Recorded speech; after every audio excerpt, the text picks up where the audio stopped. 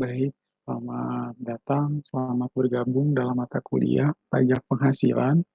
Hari ini kita masuk pertemuan yang ke-13 ya.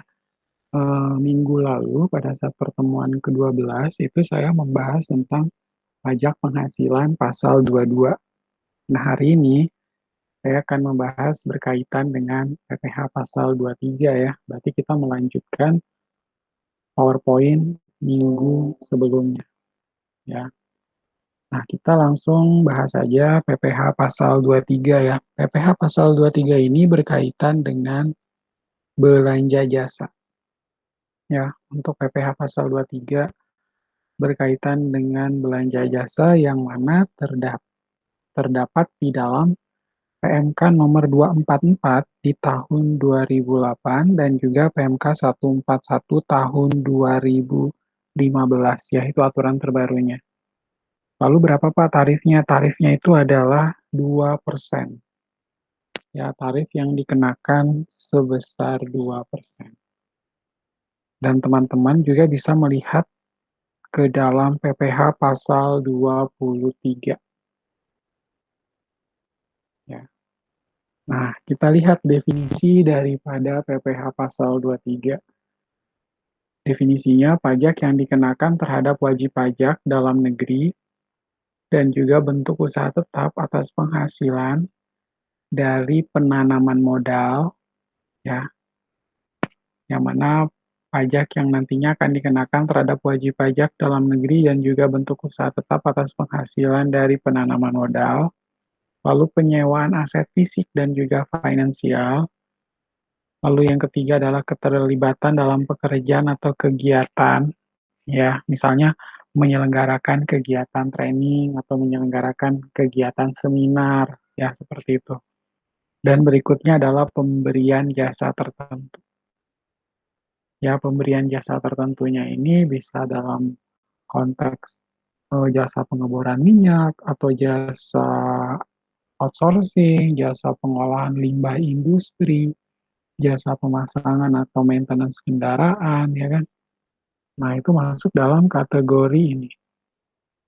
Ya, berkaitan dengan PPh pasal 23. Nah, kita lihat siapa sajakah pemotong, penyetor, dan pelapornya.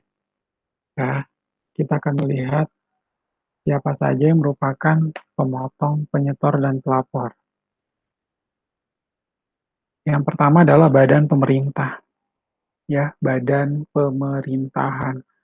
Nah, badan pemerintahan ini seperti apa, Pak? Seperti bendaharawan pemerintah, seperti PT Pertamina atau PT Freeport Indonesia, PT Newmont, lalu PT Caltex Indonesia dulu ya, lalu ada BUMN seperti Hutama Karya dan lain sebagainya. Masih banyak lagi ya yang masuk dalam kategori badan pemerintahan. Lalu yang kedua adalah subjek pajak dalam negeri. Ya, berarti ini adalah subjek pajak dalam negeri atau bisa dikatakan lawan transaksi kita. Misalnya ada pengusaha atau perusahaan lain yang menggunakan jasa pengolahan limbah industri atau menggunakan jasa maintenance kendaraan dan lain sebagainya. Kemudian ada penyelenggara kegiatan ya. Penyelenggara kegiatan ini seperti apa, Pak? Seperti tadi ya, misalnya mengadakan seminar atau mengadakan training dan lain sebagainya. Lalu ada bentuk usaha tetap, badan usaha tetap.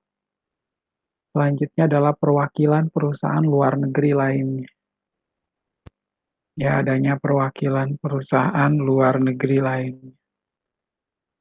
Kemudian ada orang pribadi yang ditunjuk oleh Kepala Kantor Pelayanan Pajak.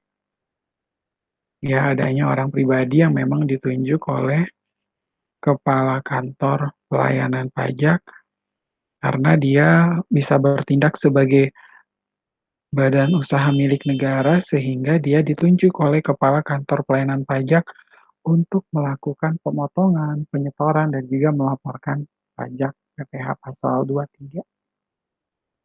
Lalu bagaimana Pak dengan tarif pajaknya? Nah, tarif pajaknya berkaitan dengan PPh pasal 23 ini yang seperti teman-teman lihat di layar laptop, di layar handphone teman-teman sekalian ya.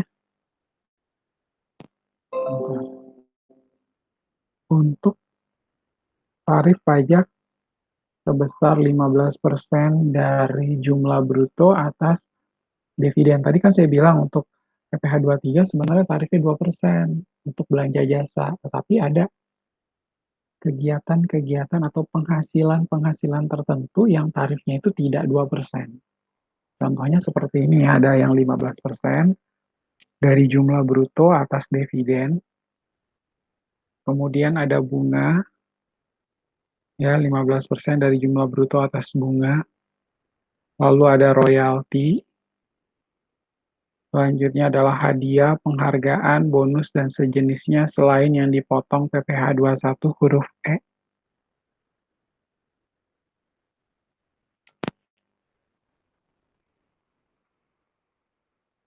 ya 15% dari jumlah bruto atas dividen, bunga, royalti, hadiah, penghargaan, bonus, dan sejenisnya selain yang dipotong PPh satu huruf E. Kok gitu sih Pak, selain yang dipotong PPh satu? Karena yang udah dipotong PPh satu kita nggak boleh potong lagi di PPh tiga ya. Ini beda konteks.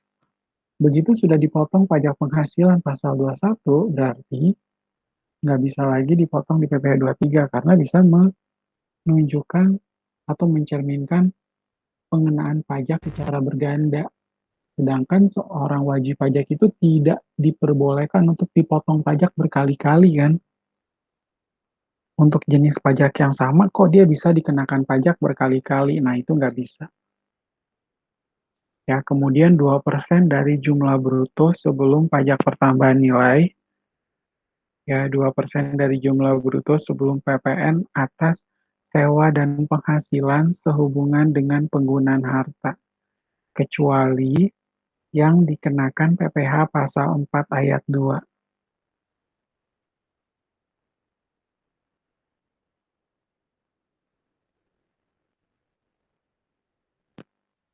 Ya, sewa dan penghasilan lain sehubungan dengan penggunaan harta kecuali yang dikenai PPh pasal 42.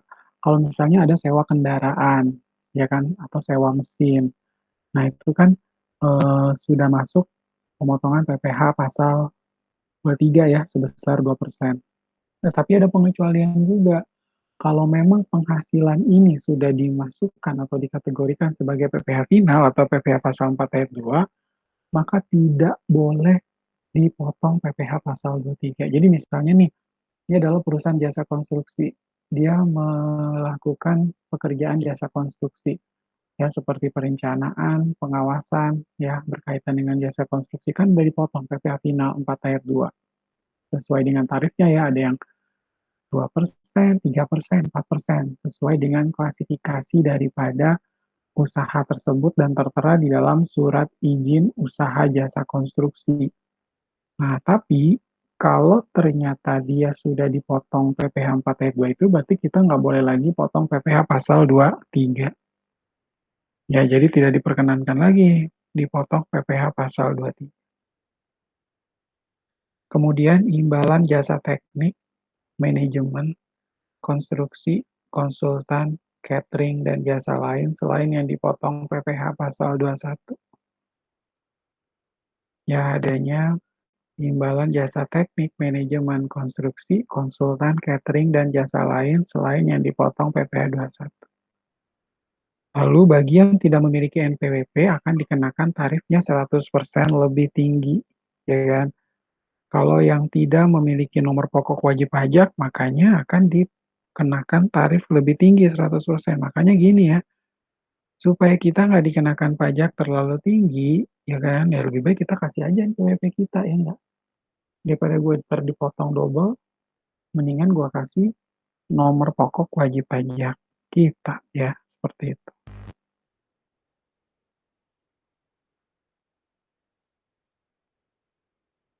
Nah, selanjutnya, berikut ini adalah lingkup jasa yang dikenakan PPh pasal 23. Memang teman-teman ya bisa melihat ada di PMK 244 garing PMK titik 03 2008. Tetapi kita boleh cek ke PMK yang terbaru, PMK 141 tahun 2015. Karena ada jasa yang di PMK 244 belum tertera, ternyata di PMK 141 itu sudah tertera.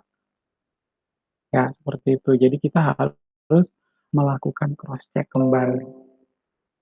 Nah, lingkup jasa yang dikenakan PPh Pasal 23 ada jasa penilai atau appraisal. Ya, jasa penilai itu kayak apa, Pak? Jasa penilai ini kayak melakukan penilaian terhadap aktiva. Ya, dia sebenarnya sama kayak jasa aktuaris juga. Ya, lalu ada jasa penilai, ada jasa aktuaris ini malah dibedakan ya. Kemudian ada jasa akuntansi ya, memberikan jasa accounting, pembukuan, dan juga atestasi terhadap laporan keuangan. Kemudian ada jasa perancang atau desain. Selanjutnya adalah jasa pengeboran atau drilling di bidang penambangan minyak dan gas bumi, kecuali yang dilakukan oleh bentuk usaha tetap. Ya, jasa pengeboran drilling di bidang penambangan minyak dan gas bumi, kecuali yang memang dilakukan oleh bentuk usaha tetap. Lalu ada jasa penunjang di bidang penambangan migas. Ya, ada jasa penunjang di bidang penambangan migas, jasa penambangan, dan jasa penunjang di bidang penambangan selain migas. Selanjutnya adalah jasa penunjang di bidang penerbangan dan juga bandar udara, jasa penebangan hutan, jasa pengolahan limbah, jasa penyedia tenaga kerja atau outsourcing services, lalu jasa perantara. Ya, jasa-jasa ini pada dasarnya memang jasa-jasa ini pada dasarnya memang sudah diakui dan dikenakan PPh 23 sebesar berapa? Sebesar 2% tadi ya. Kan jasa-jasa ini kan di luar jasa-jasa yang ini nih. Penghasilan atas dividen, bunga, royalti, hadiah, penghargaan, bonus, dan sejenisnya selain yang dipotong PPh 21. Kan itu kan kena 15%. Tapi di luar itu, di luar penghasilan-penghasilan ini, itu dikenakan 2%. Ya, seperti itu. Nah, makanya kita lihat di sini ya. Eh, Mulai dari tadi ada jasa penunjang di bidang penerbangan dan bandar udara, lalu ada jasa penebangan hutan ya. Ya, jadi biasanya berkaitan dengan penebangan hutan ini berkaitan dengan HPH, hak pengusahaan hutan. Lalu ada jasa pengolahan limbah yang tadi saya juga sudah sampaikan. Kemudian ada jasa penyedia tenaga kerja atau outsourcing services dan jasa perantara dan atau keagenan. Ya, seperti itu. Nah, itu merupakan lingkup jasa yang memang dikenakan PPh Pasal 23. Nah, masih ada lagi ya, yang berkaitan dengan jasa yang dikenakan PPh Pasal 23 dan bertarif 2% ya. Ini masih di dalam PMK 244. Karena di PMK 244 dan PMK 141 dia sebenarnya ada yang ditambahkan, tapi yang lainnya kurang lebih sama ya. Karena nanti di PMK 244 itu ada tambahannya berupa apa? Berkaitan dengan catering. Jasa catering itu kena PPh Pasal 23. Kemudian jasa di bidang perdagangan surat-surat berharga kecuali yang dilakukan oleh Bursa Efek dan juga KSEI dan KPEI. Selanjutnya ada jasa custodian atau penyimpanan ya, atau penitipan yang biasa disebut dengan custodian itu penitipan sebenarnya. Kecuali yang dilakukan oleh KSEI. Selanjutnya adalah ada jasa pengisian suara atau dubbing dan atau sulih suara. Kemudian ada jasa mixing film. Ya, ada jasa mixing film, berarti dia membuat berkaitan dengan ketika ada film, misalnya drama Korea dari luar terus mau masuk ke Indosiar, katakan demikian. Terus ini filmnya harus di mixing. Nah, itu berkaitan dengan mixingnya, berkaitan dengan dubbingnya, atau ada pengisian suara, ada dubbernya. Nah, itu masuk dalam kategori ini. Setiap penghasilan yang diterima oleh para dubber tersebut, oleh atau si pembuat jasa mixing film ini, dia akan dikenakan PPh Pasal 23. Ya, seperti itu.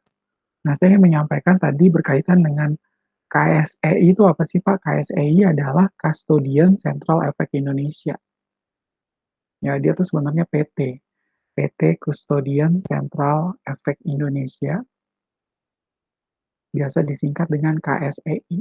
Itu merupakan lembaga penyimpanan dan penyelesaian ya, atau biasa disingkat dengan LPP, merupakan lembaga penyimpanan dan penyelesaian di pasar modal Indonesia yang menyediakan layanan jasa kastodian. Ya, yang menyediakan layanan jasa kastodian sentral dan penyelesaian transaksi efek yang teratur, wajar, dan efisien, sesuai yang sudah diamanatkan oleh Undang-Undang Nomor 8 Tahun 1995 tentang pasar modal. Ya, seperti itu. Nah, sedangkan yang berkaitan dengan KPEI ya, tadi kan saya juga menyebutkan tentang KPEI. KPEI ini adalah Clearing Penjaminan Efek Indonesia atau Indonesian Clearing and Guarantee Corporation. Clearing Penjaminan Efek Indonesia atau Indonesian Clearing and Guarantee Corporation. Nah, itu didirikan berdasarkan Undang-Undang Pasar Modal Indonesia tahun 95 untuk menyediakan jasa clearing dan penjaminan penyelesaian transaksi bursa yang teratur, wajar, dan efisien. Ya, sebenarnya untuk clearing penjaminan efek Indonesia ini didirikan tanggal 5 Agustus 1996. Ya, lalu siapa Pak pemiliknya adalah Bursa Efek Jakarta 90% dan Bursa Efek Surabaya sebesar 10%. Ya, seperti itu. Nah, kita lanjutkan ya.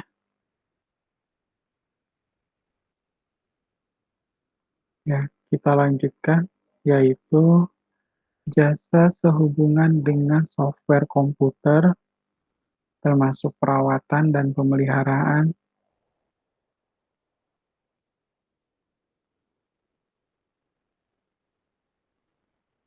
Ya, jasa sehubungan dengan software komputer termasuk perawatan, pemeliharaan, dan perbaikan.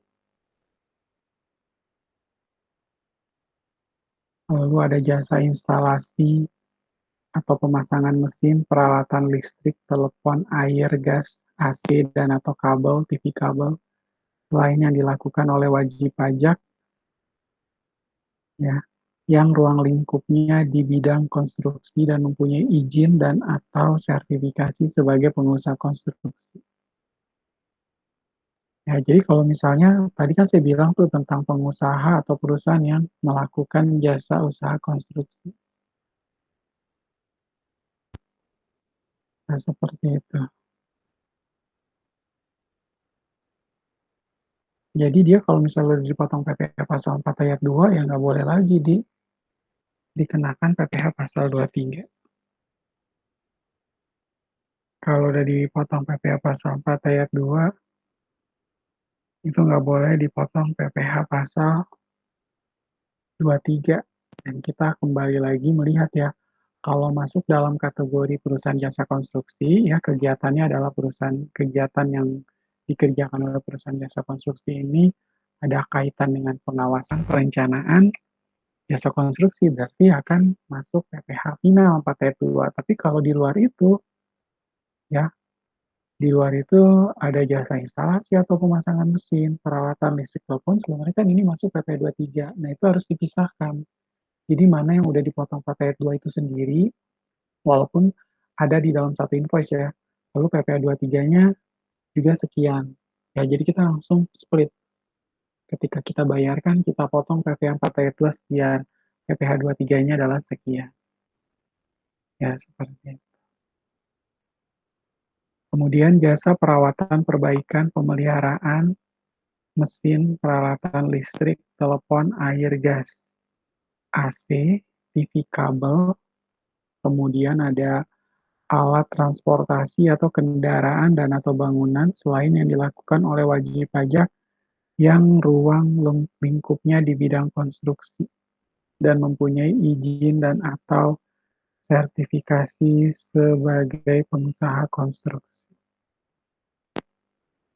Ya, jadi kalau misalnya selain dilakukan oleh wajib pajak yang ruang lingkupnya di bidang konstruksi, ya berarti dia masuk kena 23. Tapi kalau yang masuk di Jasa konstruksi atau PPh final 4 ayat 2 berarti harus dikenakan PPh 4 ayat 2. Tarifnya bermacam-macam ya, tergantung dari pekerjaannya. Ada yang 2%, 3%, 4%, dan seterusnya. Kemudian, masih di dalam lingkup yang dikenakan PPh pasal 23, ya masih menyangkut lingkup dalam PPh pasal 4 ayat 2,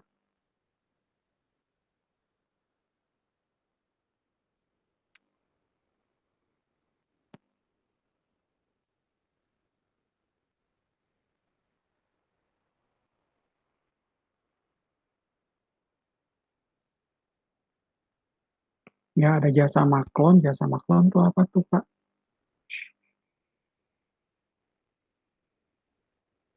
Jasa maklon itu berarti jasanya itu setiap pekerjaannya, setiap pekerjaan, spesifikasi dikerjakan menurut keinginan daripada si pemesan. Ya, misalnya Budi Dharma mau memesan membuat seragam atau membuat jaket alma mater. Nah, ketika dia minta bikin jaket alma mater, jenisnya, modelnya itu sesuai dengan keinginan UBD. Karena sesuai dengan keinginan UBD tersebut, berarti harus apa?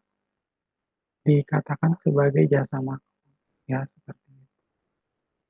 Kemudian yang kedua adalah jasa penyelidikan dan keamanan.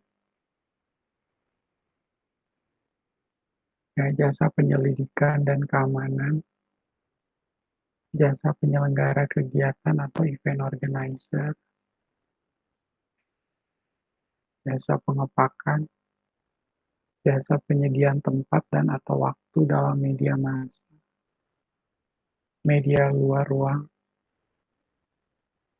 atau media lain untuk penyampaian informasi. Selanjutnya adalah jasa pembasmian hama, jasa kebersihan atau cleaning service.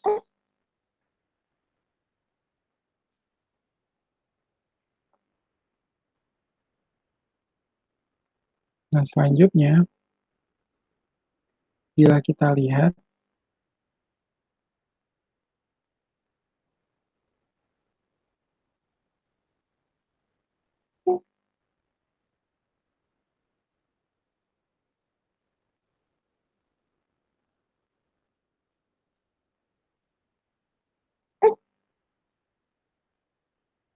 ya ada jasa penyelenggara kegiatan atau event organizer, jasa pengepakan, jasa penyediaan tempat dan atau waktu dalam media massa, media luar ruang atau media lain untuk penyampaian informasi, lalu ada jasa pembasmian hama, selanjutnya adalah jasa kebersihan atau cleaning service, lalu ada jasa catering atau tata boga. Ya, ini juga akhirnya disebutkan juga ya, ada jasa catering, cuman dia yang lebih detail itu ada di PMK 141 tahun 2015. Selanjutnya adalah pencatatan transaksi PPh 23 tidak final.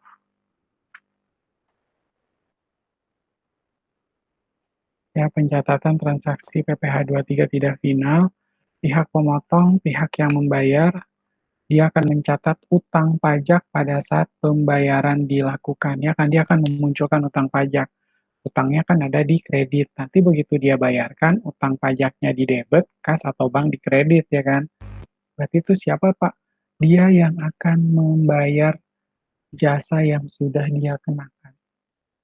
Ya, seperti itu. Ya, mencatat utang pajak pada saat pembayaran dilakukan. Lalu pajak akan mengurangi kas yang diberikan, namun tidak mengurangi beban perusahaan.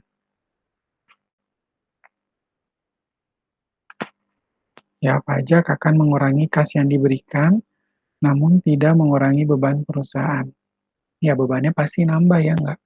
Kalau misalnya kita ada biaya pengolahan limbah industri atau beban sewa kendaraan, kan itu kan bebannya kan nambah tetap kan, kita bisa akui. Lalu pajak yang dipotong akan disetorkan pada bulan berikutnya. Kalau misalnya transaksinya katakanlah hari ini ya tanggal 19 Mei. Berarti terakhir harus dibayarkan adalah tanggal 10 Juni yang harus dibayarkan. Dan juga harus dilaporkan terakhir adalah tanggal 20 Juni. Ya, kita akan melakukan demikian. Lalu ada saldo utang pajak di neraca, jumlah yang belum dibayarkan, dan jika beban tidak dipungut pajak, beban tidak boleh menjadi pengurang. Ya, jadi kalau misalnya bebannya itu nggak dipungut pajak, maka dari itu bebannya tidak boleh menjadi pengurang. Jadi harus memungut pajak supaya bisa menjadi pengurang. Kemudian, mencatat pihak yang dipotong pajaknya, pihak yang menerima pembayaran. Jadi, pada saat si pemberi jasa itu, nilainya itu pasti nggak nominal, nggak full amount ya. Karena apa? Karena angkanya pasti lebih kecil setelah dipotong pajak. Seperti itu. Nah, pihak yang dipotong pajaknya, pihak yang menerima pembayaran. Mencatat sebagai pajak dibayar di muka pada saat pendapatan diakui. Lalu jumlah kas yang diterima lebih sedikit dari pendapatan yang diakui. Ya, jumlah kas yang diterima ini lebih sedikit. Jumlah kas yang diterima ini lebih sedikit dari pendapatan yang diakui.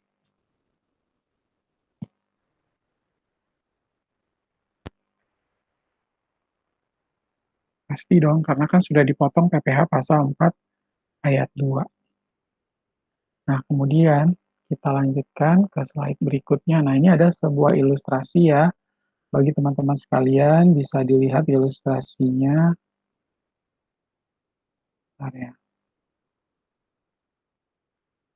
PT Kanjuruhan menandatangani sebuah kontrak untuk melaksanakan pengolahan limbah dengan teknik sanitary landfill di 10 lokasi dengan imbalan jasa sebesar 35 juta rupiah. Berapakah besarnya PPh 23 yang dipotong oleh klien terhadap PT Kanjuruhan dan bagaimana penjurnalannya saat pembayaran? Jawabannya, pertama kita harus ketahui dulu berapakah beban PPh pasal 23-nya.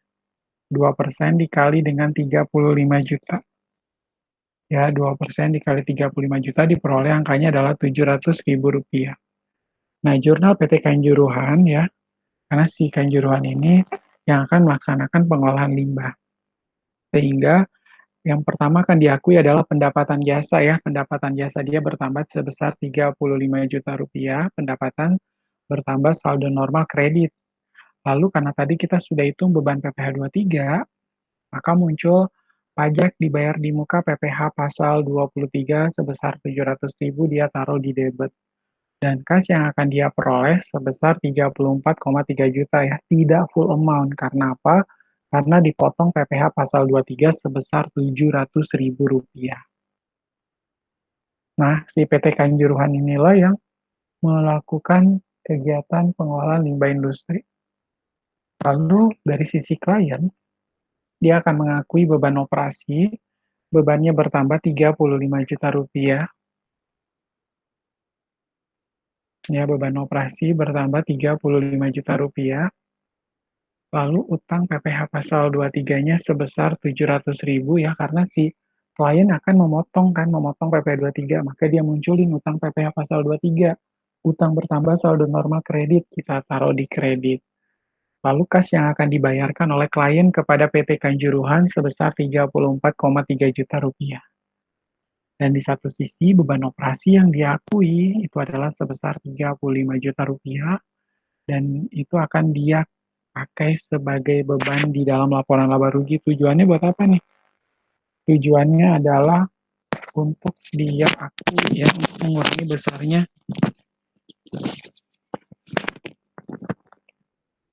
ya, untuk mengurangi besarnya laba kena pajak. Kan itu bisa dimanfaatkan seperti itu.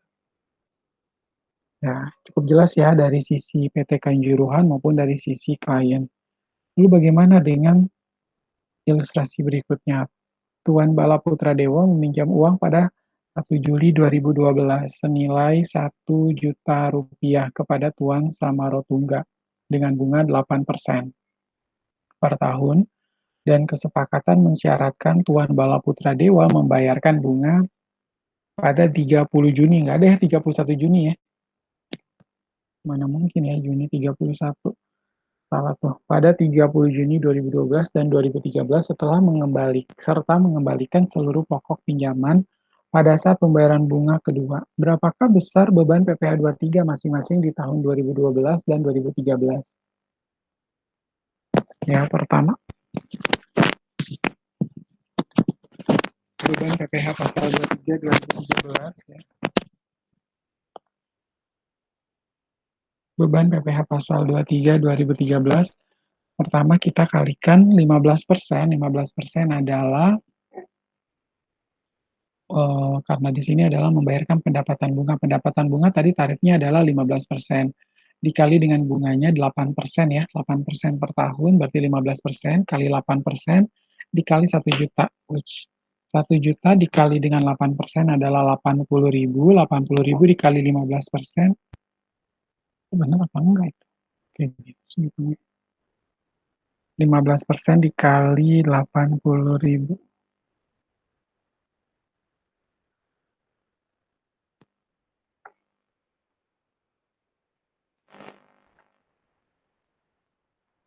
Ya, coba saya hitung juga ya. Teman-teman juga silakan hitung juga. 1 juta dikali dengan 8%, 80.000 dikali dengan 15% adalah 12.000. Itu bukan 120.000 ya. Berarti beban PPh pasal 23-nya adalah 12.000 rupiah. Ya, seperti itu.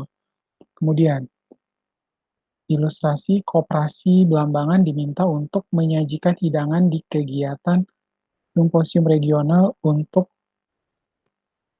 300 orang dengan nilai 15.000 per orang. Berapakah besarnya PP 23 yang dipotong oleh panitia? Lalu bagaimana penjurnalannya?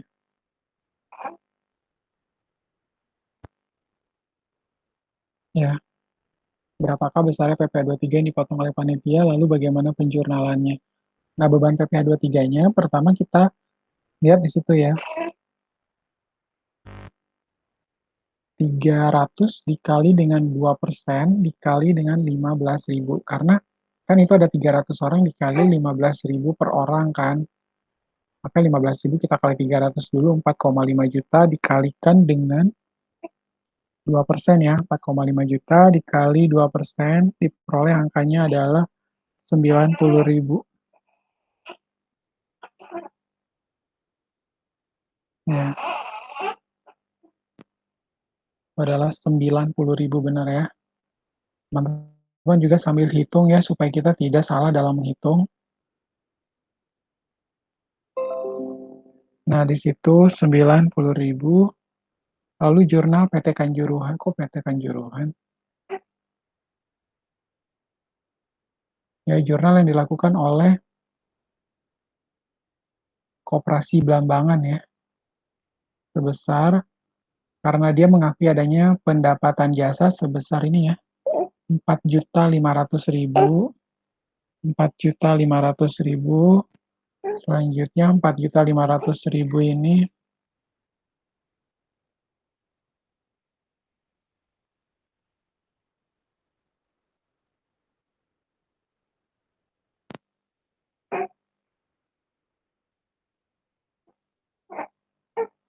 4,5 juta, pendapatan bertambah saldo normal kredit. Selanjutnya adalah pajak dibayar di mukanya adalah 90.000, 90.000,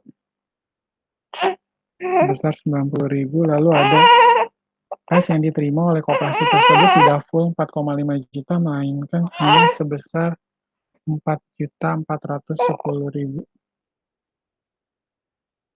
Ya, jadi tidak full amount karena dipotong PPh pasal 23. Nah, dari si panitia, pada saat dia melakukan pembayaran, dia akan mengakui beban konsumsinya sebesar 4,5 juta, lalu ada utang PPh pasal 23,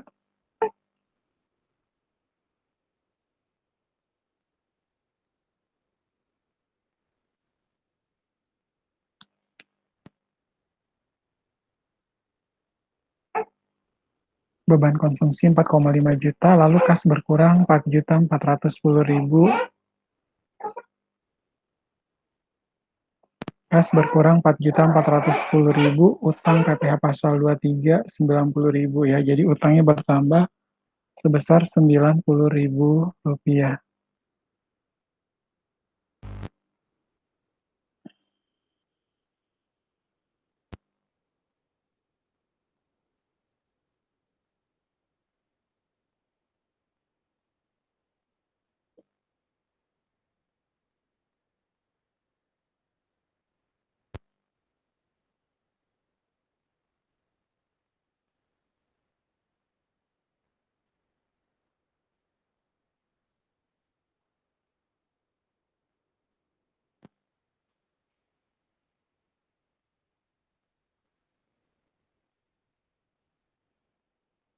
Ya, jadi si panitia atau yang menyewa, dia utang PPh pasal 23-nya diakui sebesar 90.000 karena dia potong PPh pasal 23. Kemudian kasnya dia berkurang 4.410.000, utang PPh 23-nya dia munculin, utang bertambah saldo normal kredit ya 90.000, lalu beban konsumsinya adalah diakui sebesar 4.500.000 rupiah. Nah, kita lanjutkan dengan ilustrasi berikutnya. Nah, di dalam ilustrasi berikutnya,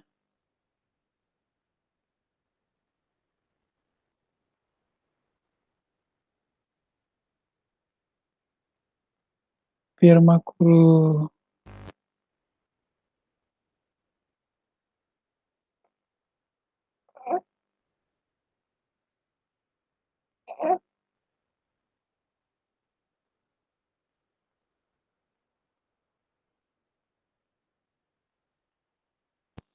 Firma Kurusetra merupakan perusahaan yang menjalankan kegiatan produksi dengan menggunakan mesin yang sebagian diantaranya disewa dari pihak ketiga. Dan firma Kurusetra ini melakukan pembayaran biaya sewa setiap bulan ketiga dan bulan ke-9 tahun berjalan untuk nilai sewa selama 1 semester, sekaligus memotong PPh pasal 23 dengan tarif 2%. Meski demikian, baik firma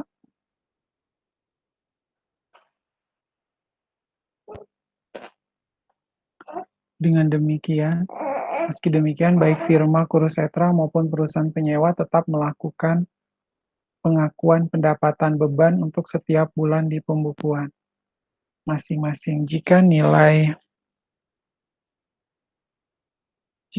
sewa per bulan adalah 1.750.000, bagaimanakah penjurnalan yang dilakukan tersebut?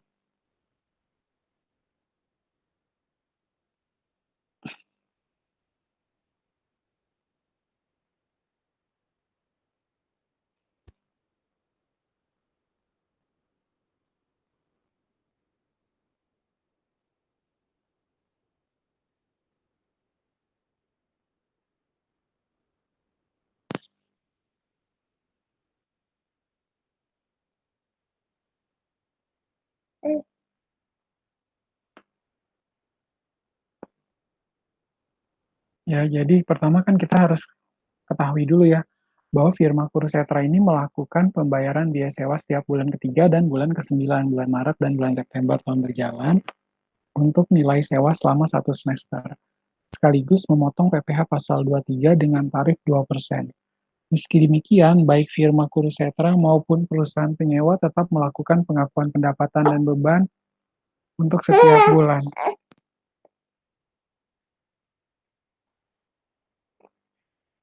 Di pembukuan masing-masing, jika nilai sewa per bulan adalah 1.750.000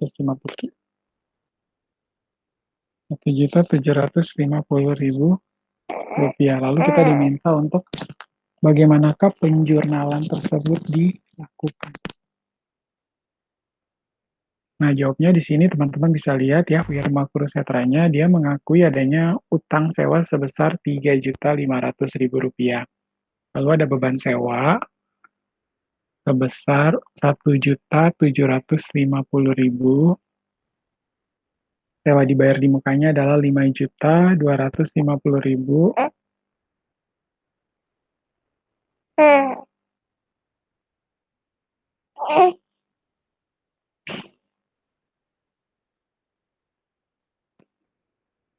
Ya, firma Kursetra ini merupakan perusahaan yang menjalankan kegiatan produksi dengan menggunakan mesin yang sebagian diantaranya memang disewa dari pihak ketiga.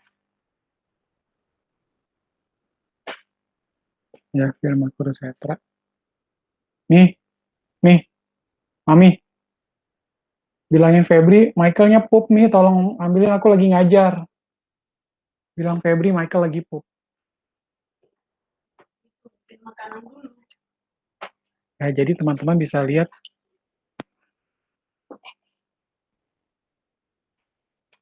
meski demikian, baik firma Kursetra maupun perusahaan penyewa tetap melakukan pengakuan pendapatan dan beban untuk setiap bulan di pembukuan masing-masing jika nilai sewa per bulan adalah 1.750.000. Salam sayang. Nah, di situ kita lihat ya beban sewa 1.750.000, lalu sewa dibayar di mukanya 5.250.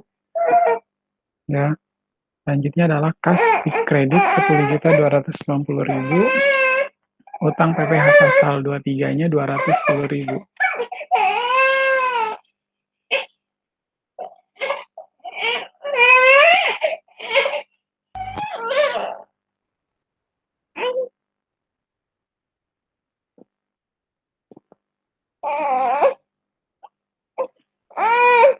Kemudian pihak yang dipotong pajaknya pemilik mesin. Aduh, sabar.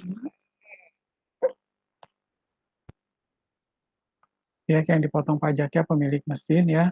Di satu sisi dia mengakui adanya kas bertambah sebesar 10.290. Pajak dibayar di mukanya adalah 210.000. Kemudian piutang sewanya 3.500.000.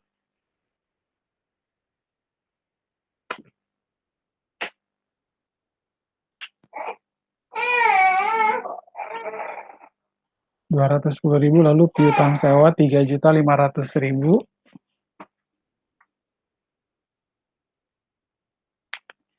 Pendapatan sewanya 1.750.000. Pendapatan sewa diterima di mukanya adalah 5.250.000. Nah, kemudian teman-teman bisa lihat ya, itu dari sisi salah satunya adalah si pemotong, firma Kursetra, lalu di satu sisinya adalah dia yang menyewakan. Ya, jadi di sana kalau dilihat dari pendapatan sewa itu, pendapatan sewa bertambah 1.750.000, pendapatan sewanya bertambah.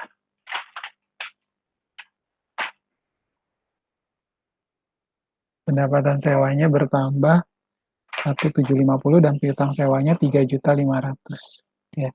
Jadi kalau di satu sisi si firma Kursetra kan dia mengakui utang. Tapi di si pemilik mesin dia ngakui sebagai piutang. Pokoknya ini kebalikannya lah ya. Jadi supaya jurnal kita itu tidak salah.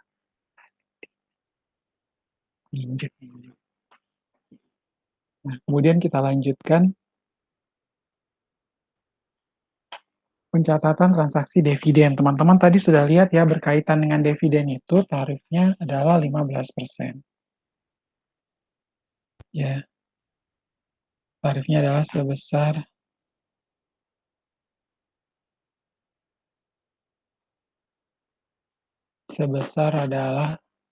tarifnya adalah 15%. Nah, di sini teman-teman bisa lihat PT pencatatan transaksi dividen. PT Kiskenda melakukan pembayaran dividen tahunan senilai Rp275 per lembar saham kepada 10 pemegang saham yang masing-masing memiliki 100 lot saham. Atas pembayaran dividen dikenakan pemotongan PPh pasal 23 dengan tarif sebesar 15%.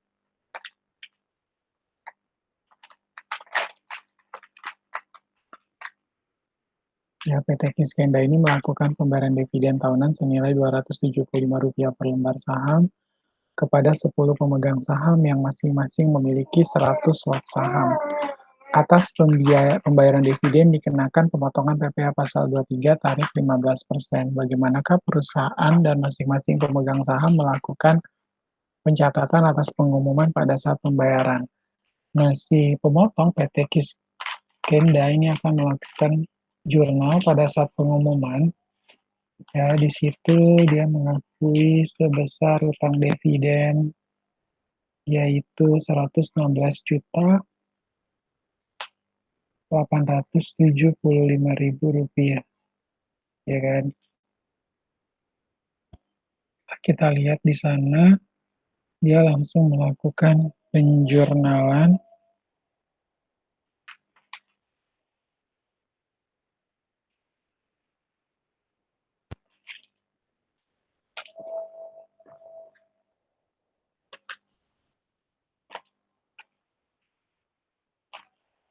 Laba ditahan 137 juta,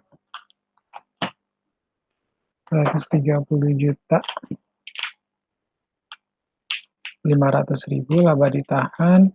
Lalu utang dividen, utang bertambah, saldo normal kredit ya, makanya utang dividennya 116.875, lalu utang PPh 23 juga sama, tarifnya adalah berada di posisi kredit. Nah, selanjutnya adalah saldo normal kredit ya untuk utang PPh pasal 23. Dan saat pembagian utang dividen yang tadinya dikredit sebesar 116.875.000 sehingga di debitnya 116.875.000, kasnya dikredit 116.875. Kemudian untuk pihak yang dipotong pajaknya ya, untuk pihak yang dipotong pajaknya di sini teman-teman bisa lihat juga ya.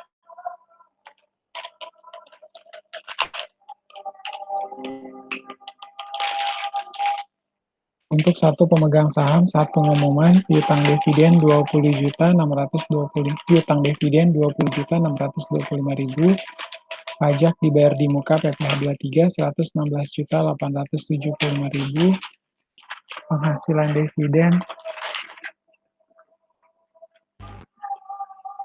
penghasilan dividen 137.500.000, dan saat pembagian kas 116 ya, saat pembagian ini kas 116.875.000, utang dividennya adalah 116.875.000. Kalau kita lihat ya, di sini kayak kebalikannya aja kan. Saat pembagian di sini utang dividen pada kas dari sisi pemotong.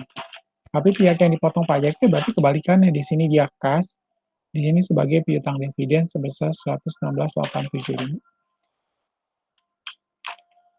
Nah, kita lanjutkan. Pencatatan transaksi PPh 23 final ya. Pihak pemotong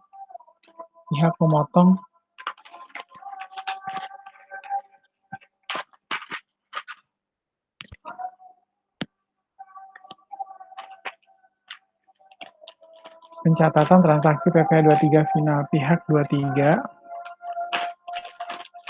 pemotong mencatat seperti dalam memperlakukan pajak tidak final.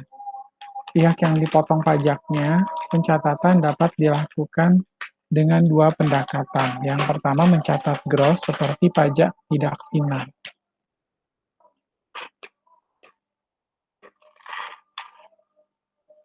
Pihak yang dipotong pajaknya, pencatatan dapat dilakukan dengan dua pendekatan. Yang pertama mencatat gross seperti pajak tidak final, lalu mencatat net hanya sebesar nilai setelah pajak.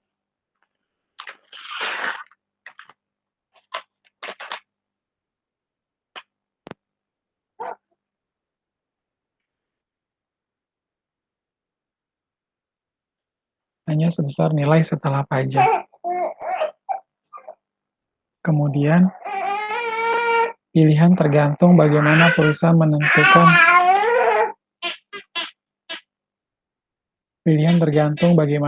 menentukan sistem pembukuan ya. Sistemnya dia mau pakai sistem yang seperti apa. Kemudian standar akuntansi tidak menjelaskan secara rinci perlakuan pajak final ini. Sehingga dalam praktek kedua pendekatan itu dapat diterapkan. Dampak yang terjadi, tarif pajak efektif akan sangat berbeda antara kedua pendekatan. Ya, kalau kita beda pendekatan ya tentunya akan beda hasilnya, ya nggak sih? Setiap kita menggunakan metode yang berbeda, metode atau pendekatan yang berbeda, pasti hasilnya akan berbeda seperti itu.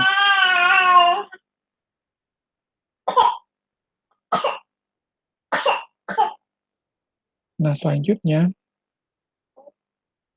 kita lanjutkan dengan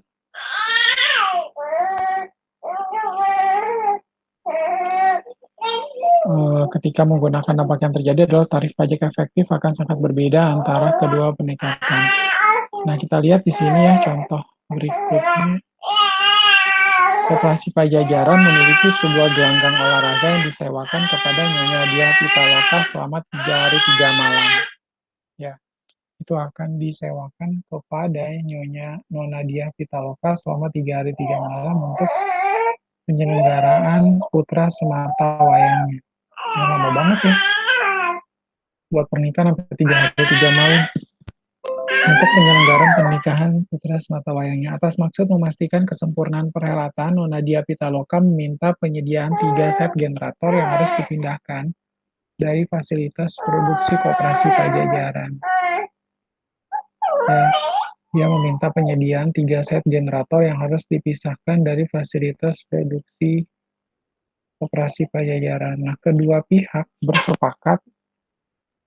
Kedua pihak ini bersepakat atas nilai Rp30 juta sebagai akad atas keseluruhan kontrak. Sebagai informasi tambahan, Koperasi Pajajaran telah menggunakan acuan biaya sewa generator sebesar Rp250.000 per hari yang lebih tinggi dari standar normal Rp50.000 per hari. Akibat harus dihentikannya kegiatan fasilitas produksi. Berapakah besar beban produksi? Berapakah besar beban pajaknya? Ya, jadi di situ memang kedua pihak ini bersepakat atas nilai 30 juta sebagai akad atas keseluruhan kontrak. Sebagai informasi tambahan, Koperasi Pajajaran telah menggunakan acuan biaya sewa generator sebesar Rp250.000 per hari yang lebih tinggi dari standar normal Rp50.000 per hari. Oke, ya, sehingga kita akan menggunakan menghitung beban PPh pasal 23-nya 2% dikali dengan 3 hari 3 malam ya, dikali 250.000. Itu hasilnya adalah sebesar Rp45.000 ya. Coba teman-teman bisa hitung. Ya, di sini kita akan hitung ya. Apakah hasilnya benar?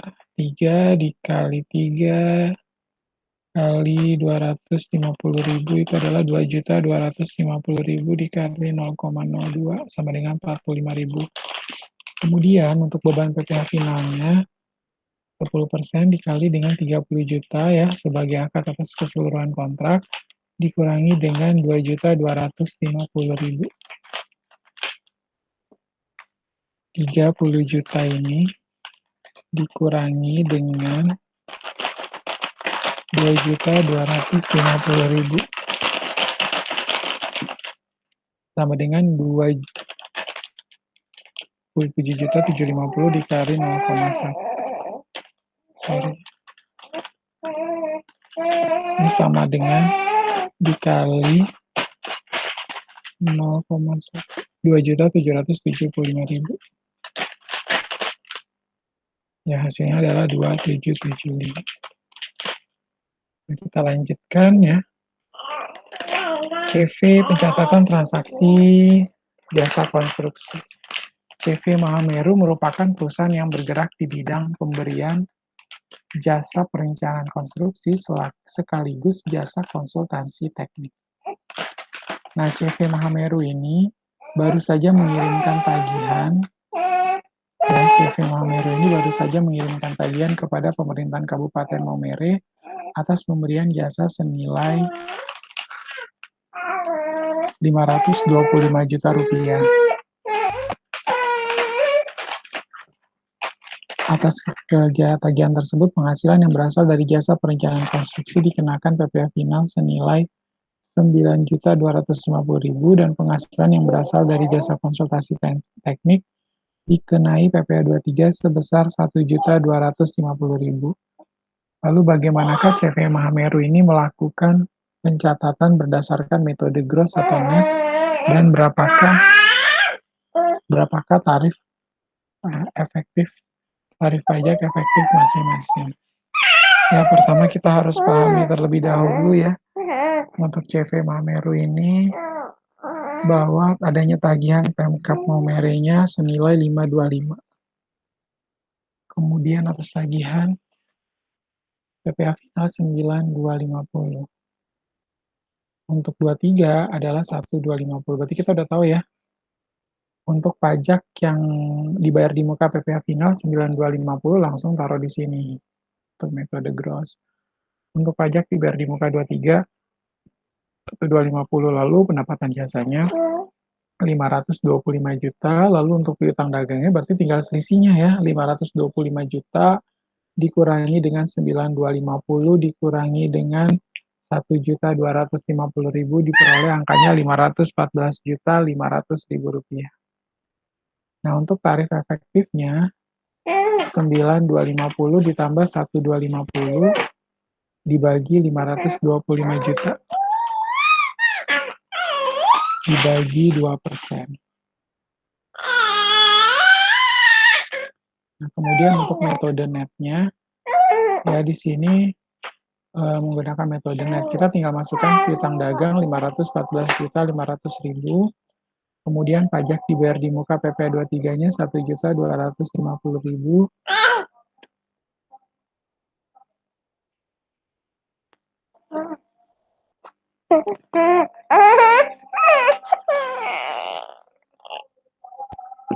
sakit ya, maaf.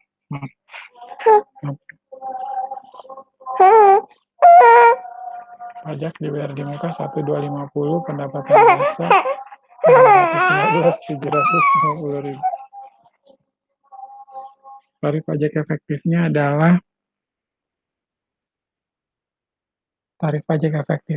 1.250 dibagi 515.750.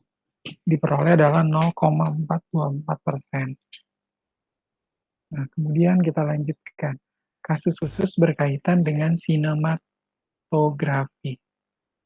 Ya, royalti adalah nilai yang diterima atau diperoleh pemegang hak cipta. Ya, royalti itu adalah nilai yang diterima atau diperoleh pemegang hak cipta dengan memberikan hak cipta hasil karya sinematografi kepada pihak lain.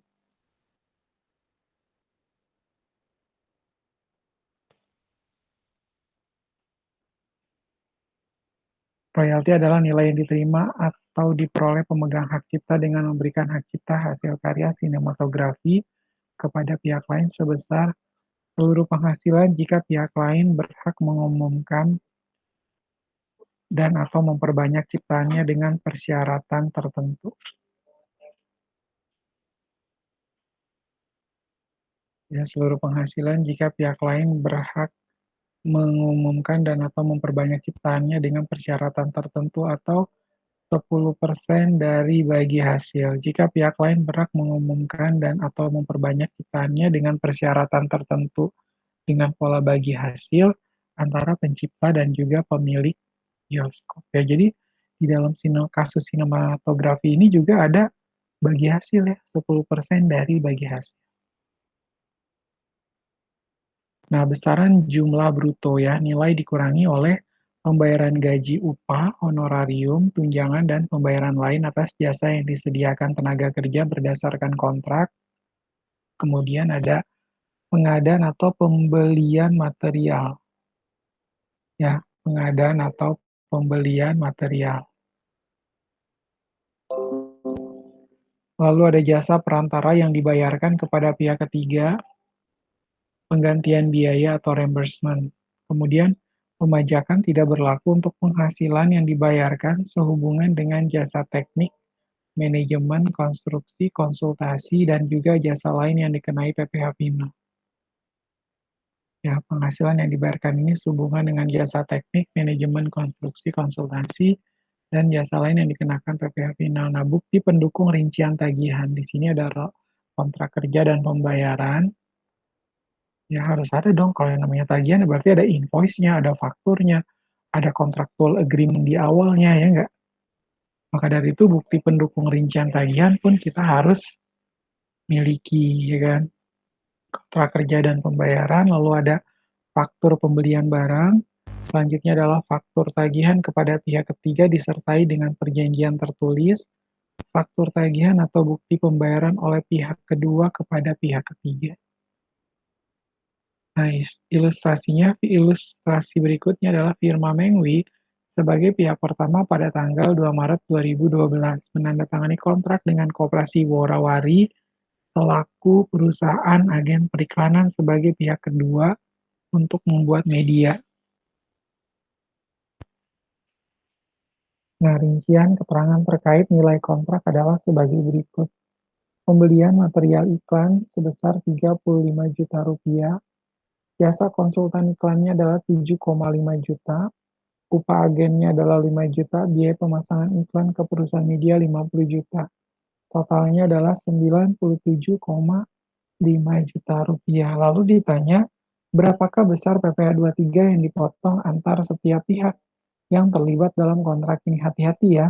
Di sini ada pembelian material iklan, lalu di sini ada jasa konsultan iklan, ada upah agen ya.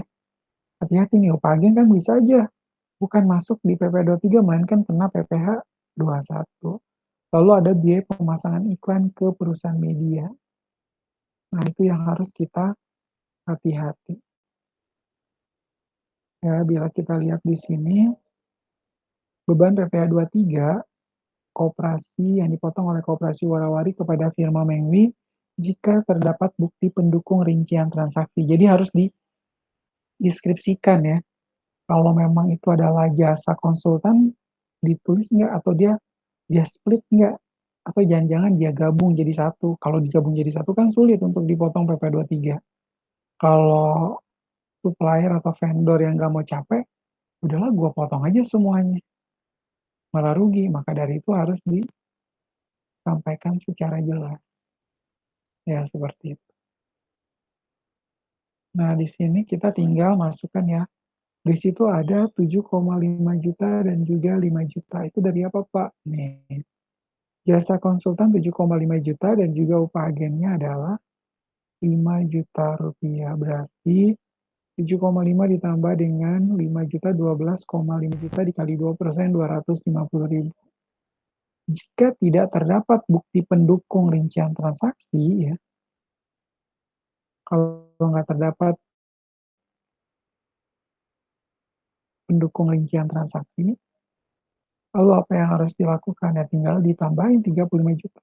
7,5 juta ditambah dengan 5 juta ditambah dengan 35 juta.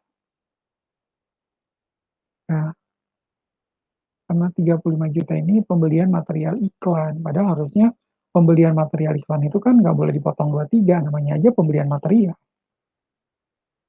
Ya, kalau nggak terdapat bukti pendukung, ya langsung dialokasikan semua di sini ya. Masukin semua 35 juta, tambah 5 juta, tambah 7,5 juta. Total 47,5 juta dikali 2%, dipotong PPh 23-nya Rp950.000.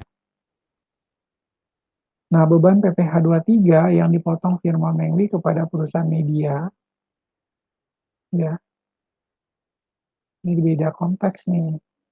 Dia punya biaya pemasangan iklan ke perusahaan media, berarti si firma Mengwi-nya yang akan memotong sebesar 50 juta dikali dengan 2%. Diperoleh angkanya adalah 1 juta. Nah, kita lanjutkan di kasus berikutnya, CVDH yang beraktivitas menyediakan jasa asisten rumah tangga mendapat kontrak untuk menyediakan 5 orang asisten rumah tangga, tetapi tenaga kerja dimaksud tetap menjadi tenaga kerja CVDH. Ya, dan kontrak menyepakati bahwa pembayaran atas penyerahan jasa oleh CVDH terdiri atas gaji tenaga kerja sebesar Rp2,5 juta per orang per bulan, dan imbalan atas penyediaan asisten rumah tangga sebesar Rp500.000 per bulan. Berapakah besarnya PPh 23 yang dipotong oleh klien?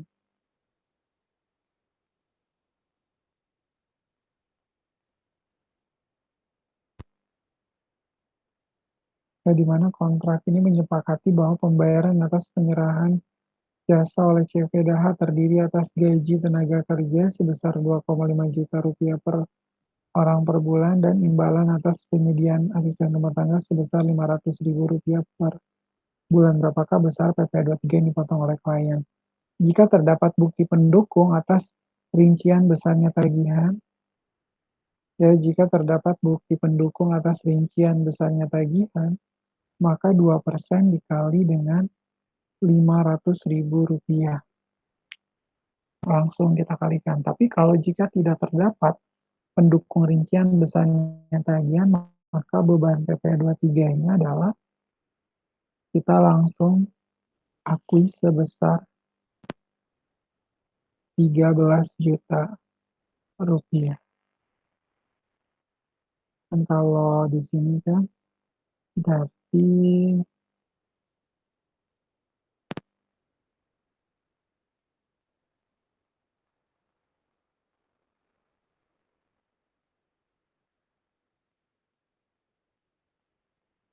kalau tidak terdapat,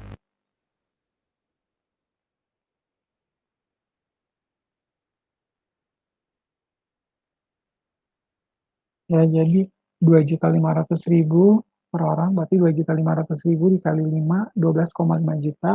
Tinggal kita tambahkan imbalan atas penyediaan asisten rumah tangga sebesar Rp500.000, berarti totalnya adalah 13 juta dikali 2%, dapat Rp260.000. Nah, objek yang dikecualikan dari pemungutan PPh pasal 23, penghasilan yang dibayar atau terutang kepada bank. Kenapa, Pak? Karena kalau di bank udah dipotong sendiri, ya kan? Nggak lagi dipotong PPh 23. Atau kalau misalnya kita punya deposito di bank, ya udah dikenain jenis pajak yang lain, yaitu PPh pasal 4 ayat 2 final. Lalu sewa yang dibayarkan atau terutang sehubungan dengan sewa dengan hak opsi, dividen yang diterima atau diperoleh PT dari badan usaha yang didirikan dan berkedudukan di Indonesia, dengan syarat dividen berasal dari cadangan laba yang ditahan. Kemudian kepemilikan saham paling rendah adalah 25% dari jumlah yang disetor. Kemudian bagian laba dari persekutuan yang modalnya tidak terdiri atas saham-saham, sisa hasil usaha koperasi, penghasilan yang dibayar atau terutang kepada badan usaha atau jasa keuangan, penyalur pinjaman atau pembiayaan sesuai dengan peraturan Menteri Keuangan. Nah, kita lihat di sini ya. Ilustrasi berikutnya, PT Sriwijaya merupakan penanam saham terbesar pada PT Palembang.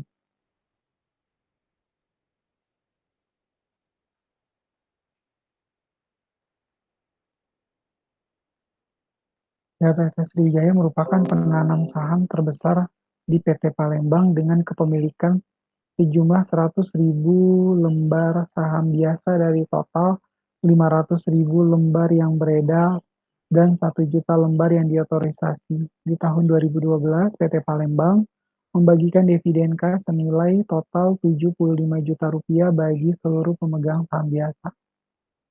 Nah, ditanyakan berapakah besarnya beban PPh 23 atas penghasilan dividen PT Sriwijaya. Lalu bagaimanakah perubahan atas jawaban Anda di poin A jika ternyata PT Sriwijaya hanya memiliki 300.000 saham beredar?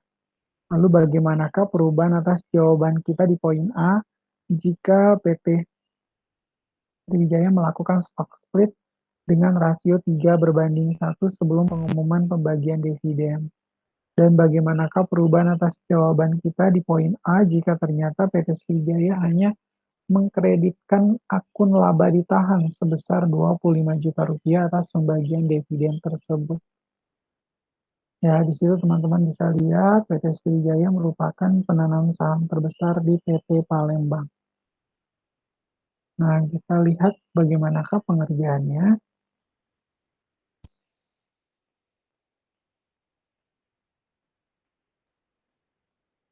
Beban PPh 23 ya, di sini 15%, ya kan.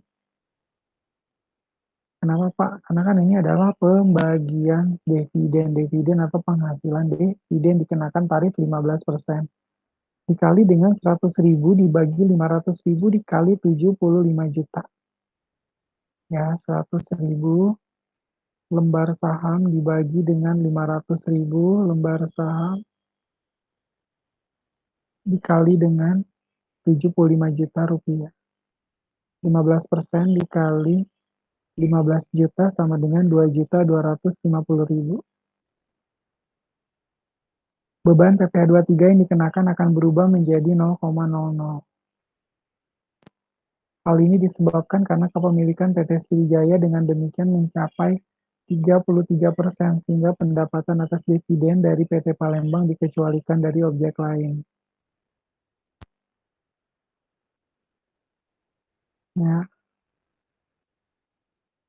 sehingga pendapatan atas dividen dari PT Palembang dikecualikan dari objek pajak.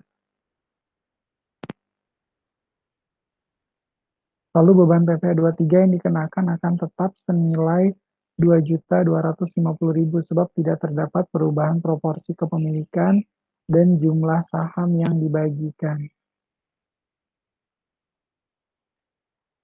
Ya, beban PPh 23 yang dikenakan akan tetap senilai 2.250.000 sebab tidak terdapat perubahan proporsi kepemilikan dan jumlah dividen yang dibagikan. Nah, beban PPh 23-nya 15% dikali dengan 100.000 dibagi 500.000 dikali dengan 25 juta. Ya.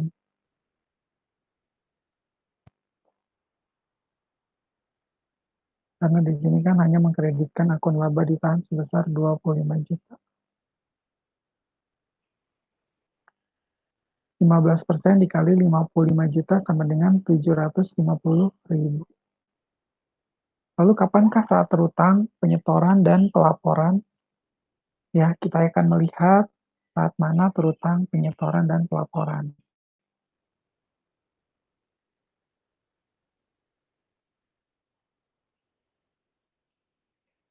Saat terutang adalah pada akhir bulan dilakukannya pembayaran atau akhir bulan terutangnya penghasilan yang bersangkutan, tergantung yang lebih dahulu terjadi.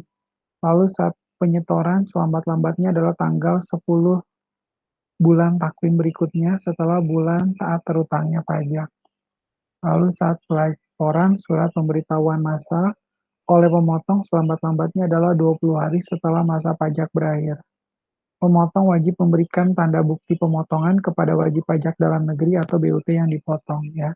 Jadi pemotong ini wajib memberikan tanda bukti pemotongan kepada WP dalam negeri atau BUT yang dipotong. Jadi harus tetap terbit bukti potongnya dong, ya enggak? Buktinya apa nih kalau udah pernah motong? Nah, ini ada istilah ya, dialektika pajak berkaitan dengan liquidating dividen ya. Mungkin teman-teman juga baru mendengar ya. Apa sih liquidating dividen itu? Liquidating dividen merupakan contoh dividen yang tidak bersumber dari laba ditahan. Dividen ini ya, bila kita lihat dividen ini didebetkan terhadap apa? Ya, teman-teman bisa lihat didebetkan terhadap agio sehingga dikecualikan dari objek pajak. Lalu penanam saham yang hanya memiliki kurang dari 25% kepemilikan dapat memiliki kendali yang besar jika 75% saham lain dimiliki banyak penanam saham dalam persentase kecil. Akan tetapi, pajak memperlakukan ke semua penanam saham tersebut secara sama. Dan besaran persentase kepemilikan tidak dapat dikalkulasi dengan rasio jumlah kepemilikan lembar saham beredar ketika terdapat lebih dari satu macam saham, seperti saham biasa dan saham preferred.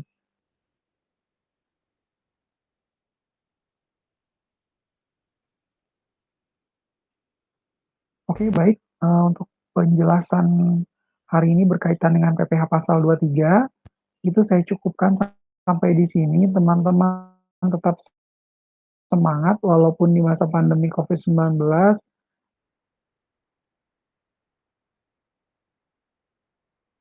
tetap perhatikan protokol kesehatan, gunakan masker, gunakan hand sanitizer, tetap rajin belajar terkait dengan materi kita hari ini. Akhir kata, sampai ketemu minggu depan. God bless you and Buddha bless you.